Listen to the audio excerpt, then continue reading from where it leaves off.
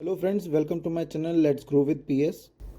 तो today we are going to file the GST 3B form. जो आपका GST 3B form है वो फाइल किया जाएगा। और ये जीएसटी आर 3B फॉर्म जो है हम फाइल करने जा रहे हैं on the basis of quarterly. Like हमने पिछले लास्ट 3 मंथ्स का मतलब जनवरी, फरवरी और मार्च का, इन तीनों महीने का जो है आईएफएफ फॉर्म जो होता है जिसमें सेल्स रिपोर्ट होती है, जस्ट लाइक आपका जैसे इसमें फाइल होता था पहले GST R 3B monthly format में, तो वो हमने पहले ही ऑलरेडी फाइल कर दिया है GST I F F form. अभी जो है हम फाइल करने जाएंगे GST R 3B for the month of March 2023। और अभी जो चल रहा है मंथ वो चल रहा है आपका 20 अप्रैल 2023। और for the month of March 2023, जो अप्रैल 20 2023 है, ये लास्ट डेट है फाइल करने की। तो आपको मैं आज दिखाता हूँ कि ये किस तरह से फॉर्म फाइल किया जाता है। इसमें आपने ऑलरेडी जितने भी आपके सेल्स के इन्वॉइसेस थे, इसकी इन्फॉर्मेशन आपने ऑटोमेटिकली रिपोर्ट कर रखी थी हर मंथ वाइज बेसिस पे। तो ये डिटेल आपके पास ऑलरेडी वहाँ पे दिखाई देगी और आपको यहाँ के जो भी आपके पास टोटल के बैलेंसेस हैं, आप उस फिगर्स को यहाँ से मैच कर पाएंगे। तो जैसे कि हमारा वेबसाइट है, वो एड्रेस है जीएसटी का पोर्टल का gst.gov.in। अब यहाँ पे हम लॉगिन कर लेंगे। लॉगिन की इन्फॉर्मेशन आपके पास अपनी ऑलरेडी होगी।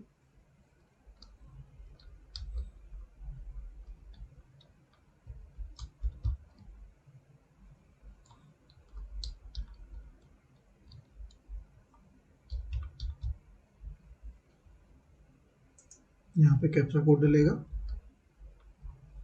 अगर आपको ये ना विजिबल हो क्या है तो आप यहाँ से चेंज कर सकते हैं रिफ्रेश बटन पर क्लिक करके।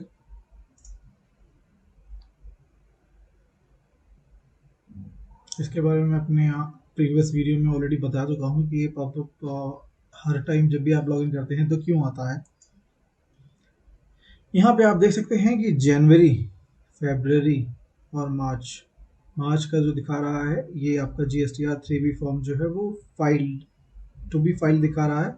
और जीएसटी आर 1 या एफ फॉर्म में हर मंथ का फाइल करता हुआ आया हूँ, जनवरी, 1 फरवरी।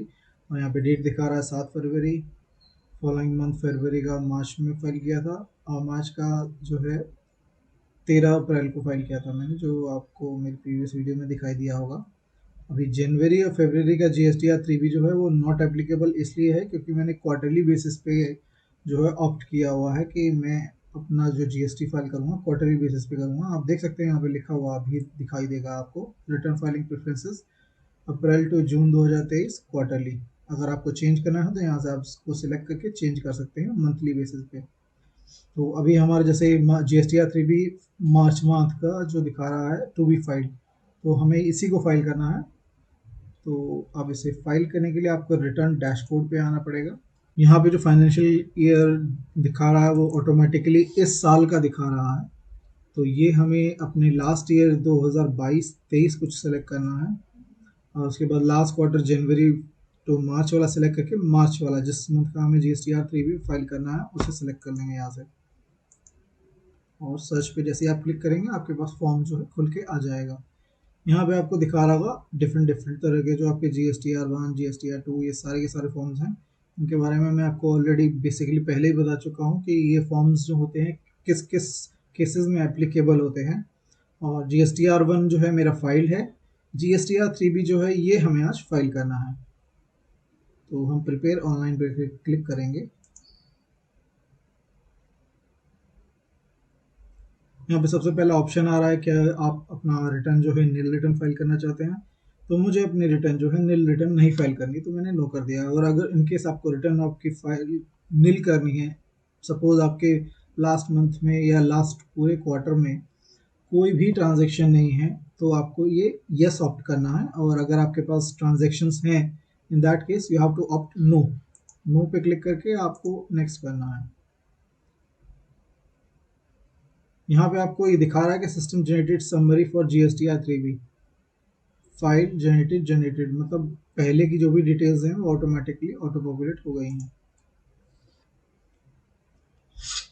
यहाँ पे एक पॉपअप मैसेज आ रहा है रेड में, आप इसे पढ़ेंगे क्या लिखा है। System has not generated summary of table 5.1।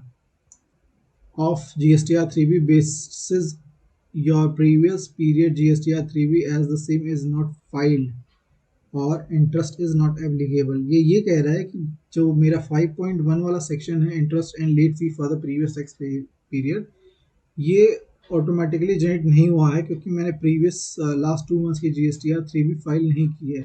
वो मेरे केस में वो एप्लीकेबल नहीं था, इसलिए मैंने उसे फाइल किया नहीं। इसीलिए ये इस तरह का एरर आपको दिखा रहा है। आप इसे क्लोज कर सकते हैं और यहाँ पे सबसे पहले आप आएंगे tax on outward and reverse inward supplies पे। जैसे आप क्लिक करेंगे ये कंफर्म करने के लिए आएगा डायलॉग बॉक्स, आप इसे कंफर्म कर सकते हैं। उसके बाद जो यहाँ पे टोटल वैल्यू दिखा रही है, ये पूरे क्वार्टर की वैल्यू ऑटो पॉपुलेटेड है।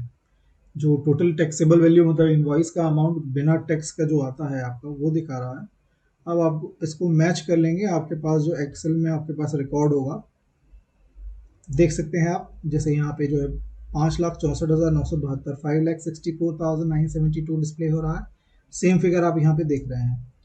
और IGST जो एप्लीकेबल हो रहा है तीनों मंथ का 23,556 सेंट्रल और स्टेट टैक्सेस जो हैं 2346 दिखा रहा है 2,346, दोनों में सेम वही मैच हो रहा है। ये 15 पैसे का डिफरेंस है, आप इसे इग्नोर कर सकते हैं। यहाँ पे 30 पैसे का आ रहा है। इट इज़ बेटर टू पे गवर्नमेंट 1 रुपया आप या 2 रुपये 3 रुपये जो भी है आप एक्स्ट्रा पे कर दो गवर्नमेंट को, ज़्यादा बेनिफिशियल है। बेवजह ये जो डेसिमल्स के बाद के जो फिगर्स होते हैं इन्हें क्रॉस चेक करने के लिए या इन्हें मैच करने की ज़्यादा ज़रूरत होती नहीं है, अनटिल अनलेस वो 50 पैसे का डिफरेंस हो या 1 रुपये का डिफरेंस आ रहा हो। ये डिटेल मेरी मैच हो रही है, इसलिए मैं इसे कंफर्म करके आगे बढ़ जाऊंगा। यहाँ पे दिखा रहा है यू हैव अनसेव्ड चेंजेस, तो हमें GSTR पे इस GSTR 3B की डिटेल्स को सेव करने के लिए नीचे सेव बटन है, उसे क्लिक करना है। सेव रिक्वेस्ट रिसीव्ड का मैसेज आ रहा है। इस रिक्वेस्ट को देने के बाद ये जो डिटेल जो यहाँ पे दिखा रहा था उसे सेव होने में थोड़ा सा टाइम लेता है। उसके बाद ये अपने आप रिफ्रेश हो जाएगा, सेव हो जाएगा डाटा और आप अगले स्टेप पर बढ़ सकते हैं। यहाँ पे आप समरी में देख सकते हैं, ऊपर भी आपको IGST स्टेट टैक्स और सेंट्रल टैक्स का फिगर्स आपको ऊपर दिखा रहा है।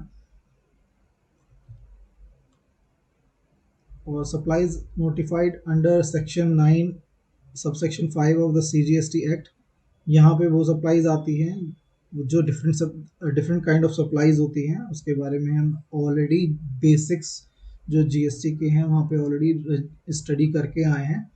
इंटरस्टेट सप्लाईज वो हैं जो हमने दूसरे स्टेट से अपने स्टेट में परचेज किया है, तो ऐसी सप्लाईज हमारे पास है नहीं।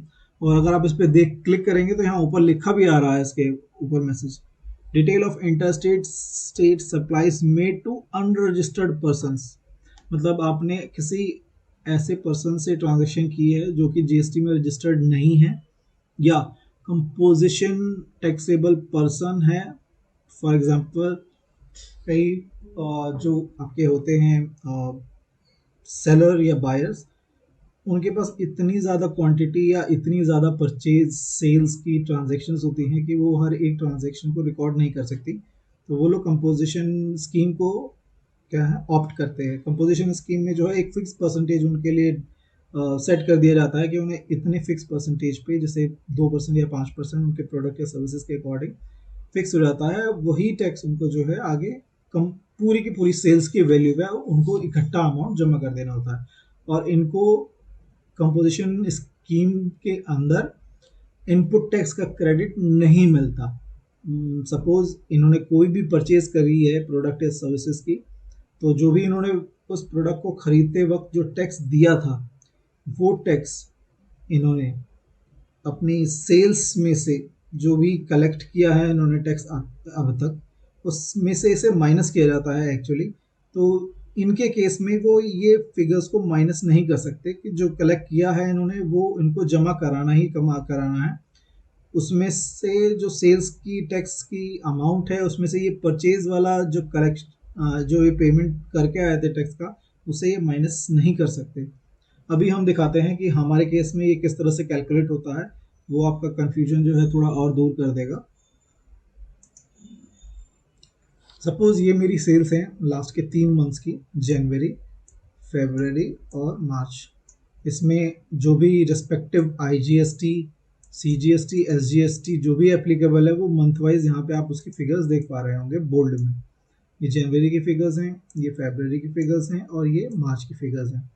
तो हमें पूरे के पूरे लास्ट क्वार्टर की फिगर्स को एक्नॉलेज करना है। तो आप इसे क्रॉस चेक कर सकते हैं। जनवरी, फरवरी और मार्च के मंथ का जो CGST आ रहा है वो 2346 आ रहा है। तो हम जो है लास्ट के 3 मंथ्स का टैली करते हैं। ये आपका जो भी CGST है ये यहाँ पे नील है फर्स्ट मंथ में, सेकेंड मंथ में है 1111, थर्ड मंथ में है 1235 रुपये। तो इन तीनों मंथ के टैली करने पे 2346 का अमाउंट जो है आप देख सकते हैं साम टैली हो गया। इसी तरह से आप IGST टैली कर लेंगे। IGST भी आपके सामने जो है ये टैली हो गया 23556। इन तीनों टैक्सेस को जब हम टोटल करेंगे तो हमारा टोटल आउटपुट GST आ रहा है 28,248 रुपये 30 पैसे का। ये वो टैक्स है जो हमने कलेक्ट किया है, taxes from sales, taxes on sale. इसमें से इस टैक्स के अमाउंट में से हमें अलाउड होता है कि हम उस टैक्स को माइनस कर दें जो टैक्स हमने प्रोडक्ट को खरीदते वक्त परचेज किया था। तो यहाँ पे हम लिख सकते हैं टैक्सेस पेड वाइल परचेजिंग। अब ये अमाउंट हम देख लेते हैं कि ये फिगर कितनी आ रही है हमारे परचेज वाले शीट में। ये हमारे पास लास्ट के 3 महीने की जो है फिगर्स हैं।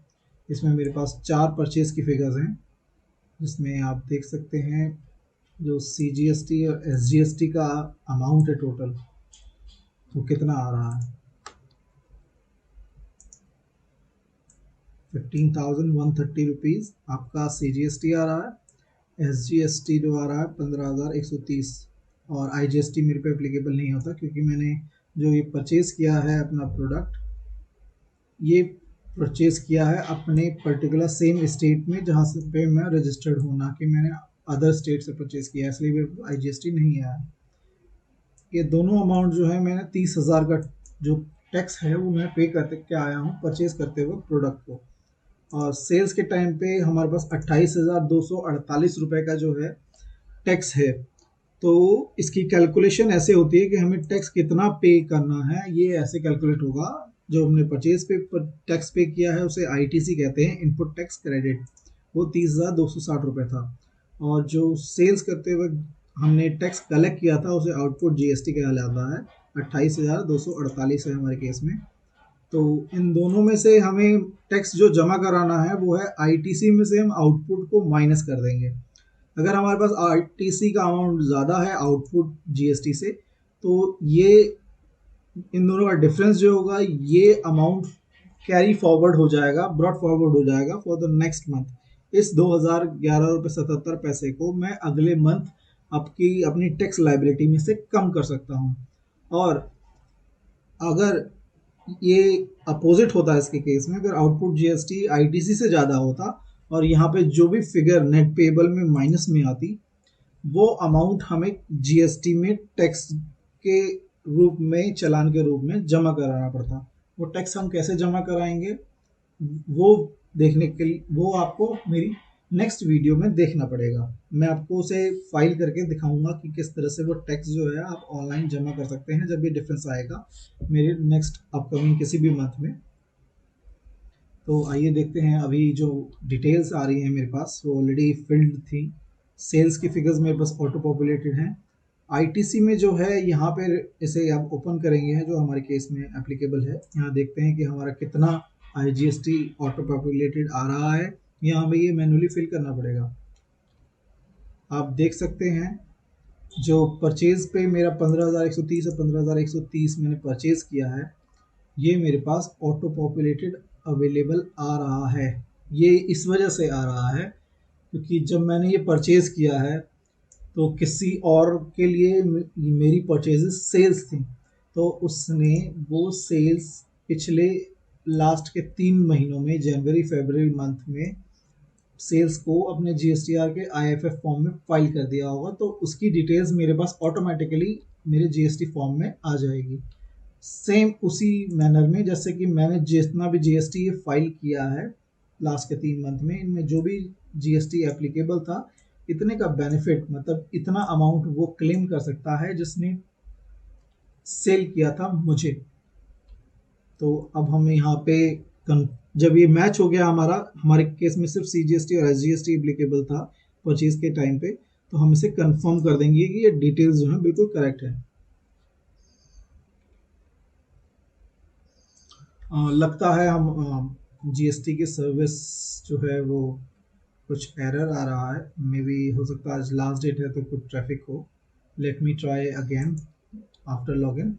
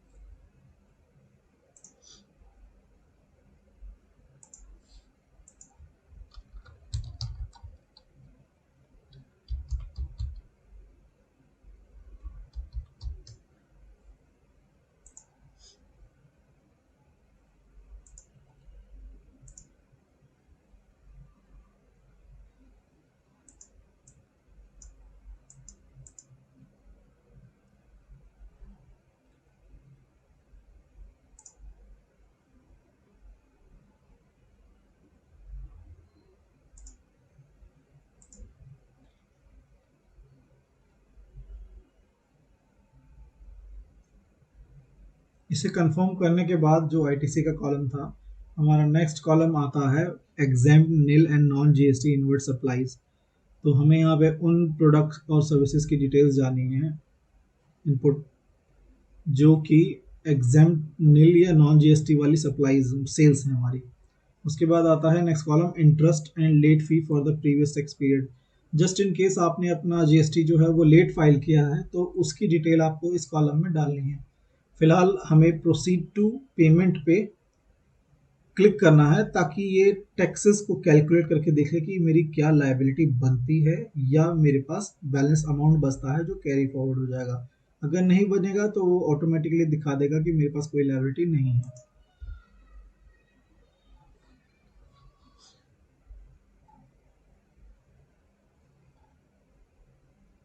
यहाँ पे ये जो है आपका लेजर है सबसे ऊपर, कैश लेजर बैलेंस। अगर मेरे पास कोई एडवांसेस मैंने टैक्स पे कर रखे हैं, उसका कोई बेनिफिट यहाँ पे मेरे पास है तो उसका दिखाएगा। फिलहाल कैश का कोई बैलेंस नहीं था जो एडवांस में मैंने जमा करा रखा हो, बट मेरे पास क्रेडिट लेजर बैलेंस जो दिखा रहा है लास्ट के मंथ के क्रेडिट, वो ये थे कि जो मैंने परचेज किए हुए थे 15,130 या 15,130, एक तरह से मैंने 30,260 का परचेज करते हुए टैक्स में पे करके आया हूँ, वो ऑलरेडी मेरे पास जमा है। तो ये फिगर वो दिखा रहा है कि मेरे पास इतना पैसा जो है 30,260 का इस्तेमाल करने के लिए अवेलेबल है। और उसके बाद नेक्स्ट कॉलम जो नीचे आ जाता है वो आता है जो मैंने परचेज करते वक्त टैक्स कलेक्ट किया है, वो मेरी लायबिलिटी है, मुझे टैक्स कलेक्ट करके सरकार को जमा करना है। ये अमाउंट जो है ऊपर वाले हमारे परचेजेस में जो टैक्सेस हमने कलेक्ट किए हैं उसमें से माइनस होके बैलेंस जो भी हमारी लायबिलिटी बनती है वो हमारे सामने आ जाएगी। आप देख सकते हैं एडिशनल कैश रिक्वायर्ड वाले कॉलम में कुछ भी अमाउंट नहीं आ रहा, इसका मतलब हमें कुछ भी टैक्स जो है पे नहीं करना है। तो हम इससे जो है, तो हमें इसके बाद जो है make payment post credit to ledger पे क्लिक करेंगे। इससे क्या होगा कि ये ऑटोमेटिकली चेक कर लेगा कि कोई एरर नहीं है, कोई लायबिलिटी तो नहीं है। जैसे आप क्लिक करेंगे डायलॉग बॉक्स आएगा, warning you are about to agree to credit claim. आप अपना क्रेडिट जो है उसे क्लेम कर रहे हो तो हमें यस करना है। दिखाएगा कि हमने कैलकुलेशन करके देख ली है, डायलॉग बॉक्स में लिखा रहा है ऑफसेट सक्सेसफुल, हमारे पास क्या लायबिलिटी है या नहीं है वो दिखाएगा नीचे। आप देख सकते हैं दोबारा यहाँ पे कोई टैक्स लायबिलिटी नहीं बन रही है हमारी। तो अब हमें जो है प्रोसीड टू फाइल पे क्लिक करना है। उसके बाद देखिए एक्नॉलेजमेंट आता है जिसे आप वेरीफाई कर देंगे। ऑथोराइज सेक्रेटरी का नाम आपको लिखना है, जिसके बाद से ईवीसी डीएससी के दो ऑप्शंस आते हैं, मैंने प्रीवियस वीडियो में बताया था ये ऑप्शंस। डिजिटल सिग्नेचर जिसके केसेस में कंपनी पार्टनरशिप फर्म जिनके सेल्स ज़्यादा हैं उनके लिए कंपलसरी है, तो ये डीएससी उनके लिए है। ईवीसी का केसेस उनके केसेस में एप्लीकेबल है जिनके केसेस में डीएससी मैंडेटरी नहीं है। आधार बेस्ड ओटीपी आपके पास आएगा, वो आपको यहाँ पे डालना है और आपका जीएसटी जो है वो उस मंथ का पर्टिकुलर मंथ का फाइल हो जाएगा।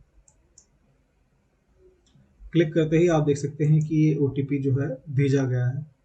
ओटीपी देख सकते हैं यहाँ लिखा आ रहा है has been sent to your registered email ID as well as mobile number. मेरे उन दोनों ही चीज़ों पे आया है। अभी मैं चेक करता हूँ अपना ईमेल आईडी जहाँ पे ये ईमेल पे आया होगा हमारे पास।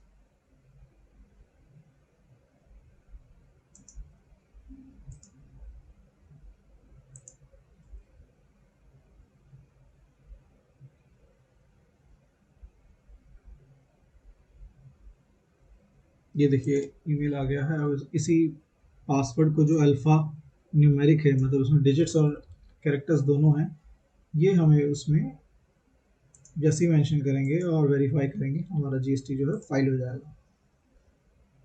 फाइलिंग सक्सेसफुल लिखा हुआ आ गया। आप चाहें तो इस पेज का स्क्रीनशॉट ले करके सेव करके रख सकते हैं अपने रिकॉर्ड के लिए। इसके अलावा आपको एक्नॉलेजमेंट की फ़ाइल भी मिलती है, उसे भी आप अपने पास सेव करके रखेंगे जस्ट इन केस अगर आपके पास कोई इनकम जीएसटी का कोई भी ऑफिसर आता है, आपसे कोई भी रिकॉर्ड मांगता है तो आप उसे दिखा सकते हैं।